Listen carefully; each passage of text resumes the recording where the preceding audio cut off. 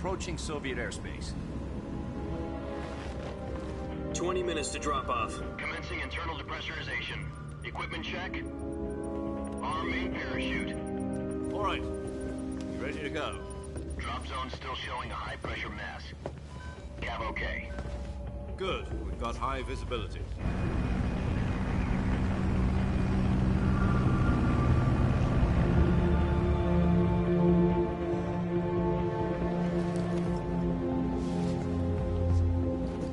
Put out that cigar. Connecting oxygen hose to interior connector. Put on your mask.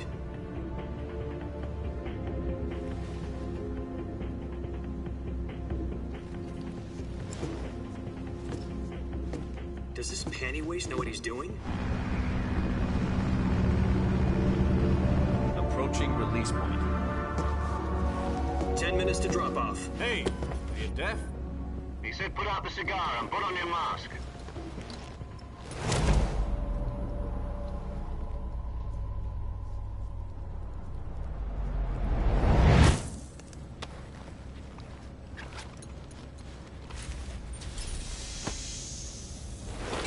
Depressurization complete. Checking oxygen supply. 6 minutes to drop off. Opening rear hatch.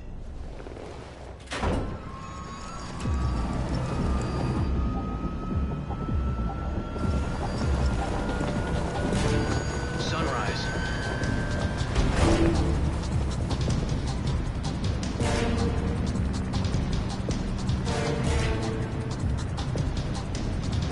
External temperature minus 46 degrees Celsius. 2 minutes to drop off. Stand up.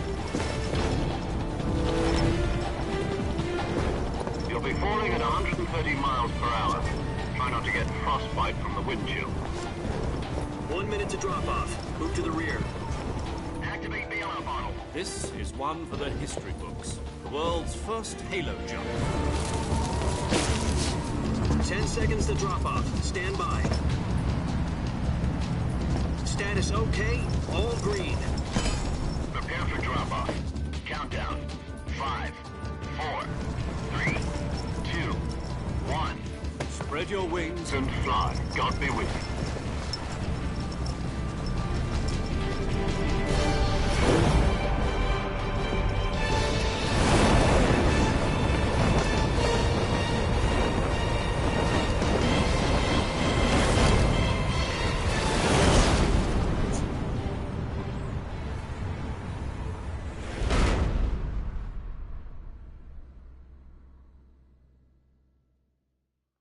Jack, I've got some important news. The head of the CIA has finally given us the green light for the Virtuous mission. Virtual mission? No, the Virtuous mission. The future of our Fox unit depends on it. If it succeeds, we'll be officially organized into a unit. Virtuous mission? Sounds like some kind of initiation ritual. You know, don't get cocky. This isn't a training op. Right. So what exactly is this wonderful mission? Well, about 2 years ago, a certain Soviet scientist requested asylum in the West through one of our moles. His name is Nikolai Stepanovich Sokolov. He's head of the OKB 754 Design Bureau, one of the Soviets' top-secret weapon research facilities, and the East's foremost expert on weapons development. Sokolov? Isn't he that famous rocket scientist? The very same. On April the 12th, 1961, the Soviets achieved the first manned spaceflight in history. The Earth was blue, but there was no God. Well spoken. The rocket that carried Yuri Gagarin to orbit was the A-1, known as the Vostok rocket. Sokolov is said to be the man most responsible for the multi-engine cluster used in that rocket. After Gagarin's flight, Sokolov left rocket development to become the head of the newly established Design Bureau. From a lowly technician to head of a design bureau, that's quite a success story, so why do you want to defect? It seems he'd become afraid of his own creations. Afraid? Call it a crisis of conscience. And for that, he left his country and his family behind and went over the fence? Not exactly. One of his conditions was that his family was also to be taken safely to the West. We used a mole to get the family out first and succeeded in sneaking Sokolov over the Berlin Wall shortly afterwards.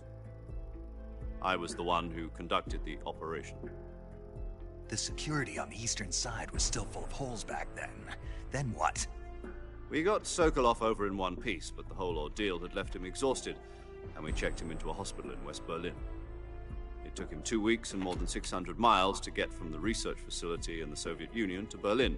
He was in no condition to say anything coherent. And it was only a week later that we had something much bigger on our hands. The Cuban Missile Crisis.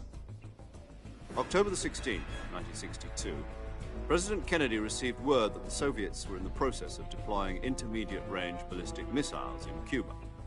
The President demanded that the Soviets dismantle and remove the missiles. At the same time, he announced a naval blockade to prevent further missile shipments from reaching Cuba. But the Soviets didn't back down, instead placing their armed forces on secondary alert. Soviet transport ships carrying missiles continued on course towards Cuba. US and Soviet forces went on alert for an all-out nuclear war. Frantic negotiations were conducted through the UN's Emergency Security Council and unofficial channels to end the hair-trigger standoff. Finally, on October the 28th, the Soviet Union agreed to remove its missiles from Cuba, and so the world avoided a nuclear holocaust. But in order to get the Soviets to pull their missiles out, we had to make a deal. You mean the one where the US agreed to remove its IRBMs from Turkey? No. The Jupiter IRBMs deployed in Turkey were obsolete, and we were going to get rid of them anyway. They had no strategic value whatsoever to either the US or the Russians. The Turkey deal was a ruse, a cover story that was fed to the other intelligence agencies around the world. So what did the Russians really want? Sokolov. They wanted us to return Sokolov. You mean the Soviets pulled out of Cuba just to get their hands on Sokolov? That's right. What the hell was he working on? At the time, we had no idea. We were running out of time. It was either give up Sokolov or risk full-scale nuclear war. In the end, we had no choice. President Kennedy gave in to Khrushchev's demand. The next day, I got Sokolov out of the hospital, handing him over to agents on the eastern side. Sokolov kept on screaming, "Save me," until he disappeared from my sight. Then, a month ago, we received some new information from one of our moles. About Sokolov? Yes. He was taken back to the research facility and forced to continue working on the weapon in question under KGB supervision. What's more, it's on the verge of completion. So what kind of weapon is it? Something to do with space rockets? No, missiles. Same technology. I guess you're right. We don't know the details, but it appears to be a new kind of nuclear device. For half a year now, the Soviets have been conducting frequent nuclear tests at Semipalatinsk. Something to do with the weapon, I assume. We're talking about a secret weapon so big that Khrushchev was ready to pull out of Cuba to get it back. Is Sokolov still in the facility? No. According to our intelligence, he's in Selino-Yarsk, a place in the mountains about 3 miles to the west that's known as the Virgin Cliffs. The Virgin Cliffs. Nice name for a virtuous mission. They moved him there just recently. Why? Apparently, they're conducting a field test of the weapon, but it's our best chance to get him back.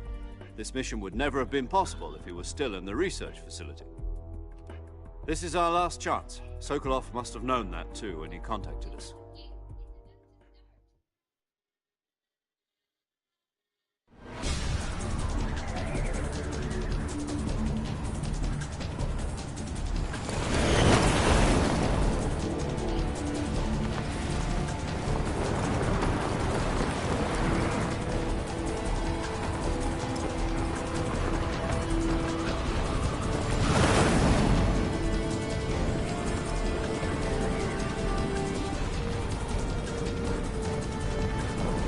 Listen up, Jack.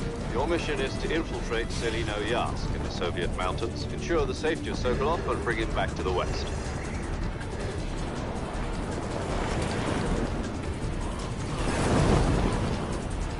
If we don't get Sokolov back before that weapon is complete, we'll be facing a major crisis. The clock is ticking.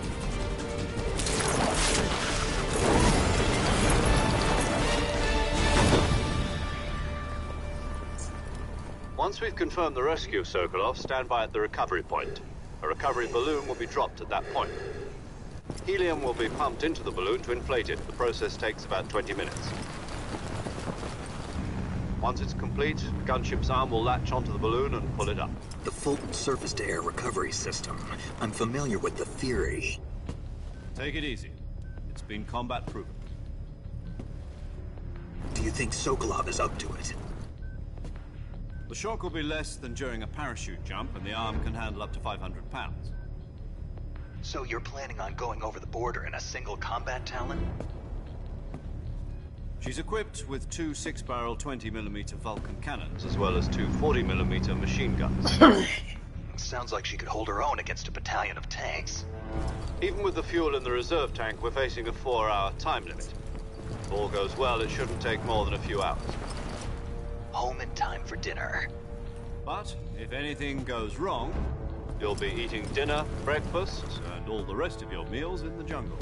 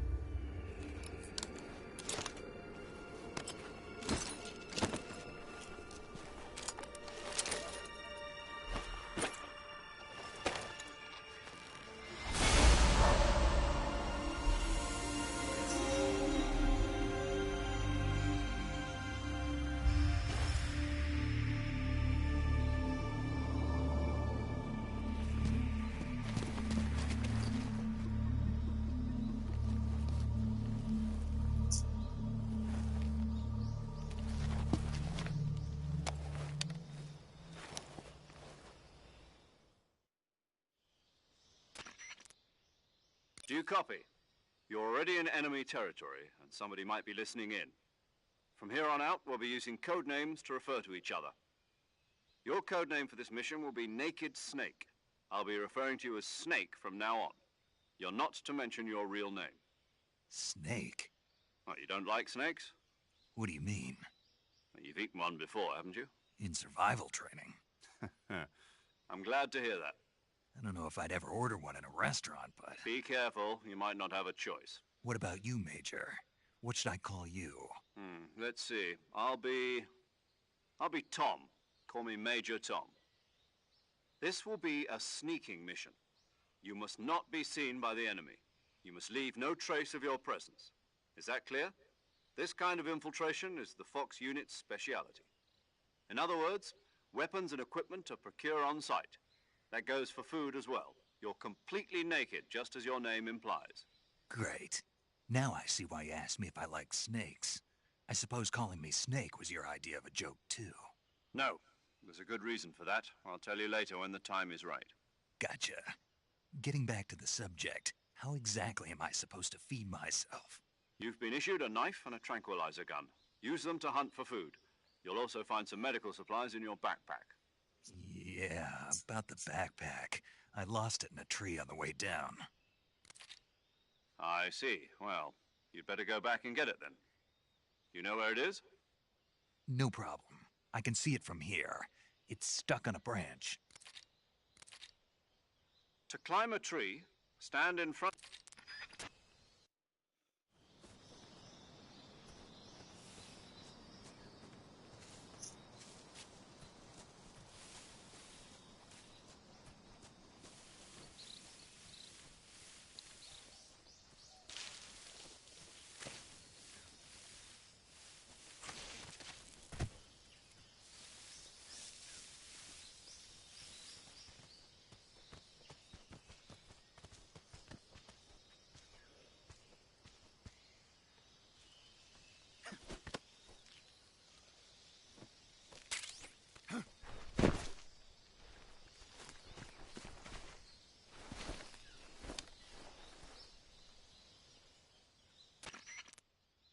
I see you've retreated.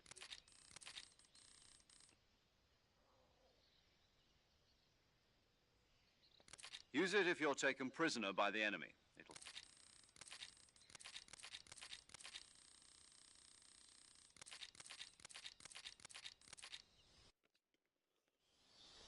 Snake, try to remember some of the basics of CQC.